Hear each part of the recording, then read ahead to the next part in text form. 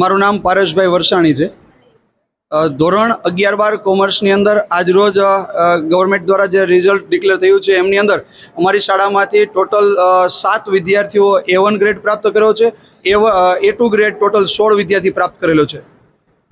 अच्छा, कई प्रकारની મહેનત કરવામાં આવતી હતી સ્કૂલમાં? અહીંયા અમારે એલપી સવાણી મોટા વરાછા બ્રાન્ચ જે છે એમની અંદર કોમર્સ વિથ મિની MBA અંતર્ગત અહીંનો કોર્સ ચાલે છે। એક બિઝનેસ સ્કૂલ ચાલે છે, એમની અંદર બાળકોને ભણતરની સાથે સાથે ગણતર એટલે સ્કિલ ડેવલપમેન્ટ કરવામાં આવે છે, જેમની અંદર બાળકોને ફિલ્ડ વિઝિટ કરવામાં આવે છે, કોઈ ગેસ્ટ લેક્ચર આપવામાં આવે છે અને ખાસ કરીને એમના પેરેન્ટ્સ સાથે જોડાઈ એમના પેરેન્ટ્સના જે સ્વપ્નો છે એમને સાકાર કરવા માટે અમારા એક શિક્ષકગણ એમની અંદર તનતોડ મહેનત કરી અને આ રિઝલ્ટ લાવ્યા છે। સારા અત્યારે જે વિદ્યાર્થીઓ સારા માર્ક્સ પાકે અને કઈ રીતે આપ દ્વારા કહેવાય ને કે પ્રોત્સાહિત કરવામાં આવે?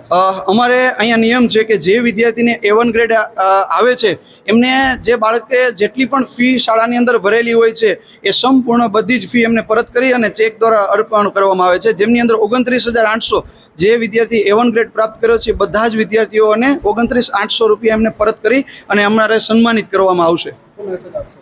મેસેજ એવું આપીશ કે બાળકોને કોમર્સની અંદર ભવિષ્યની અંદર કેવી રીતે પોતાના પગ ઉપર ઊભી શકાય એ લેવલનું વર્ક, બાળકને ટકા નહીં પણ ટકી કેવી રીતે શકાય માર્કેટની અંદર અત્યારે આ ગળાકાપ હરીફાઈની અંદર, તો એ વસ્તુ અમે અહીંયા પાયાના પથ્થર તરીકે અમે શીખવાડવામાં આવે છે।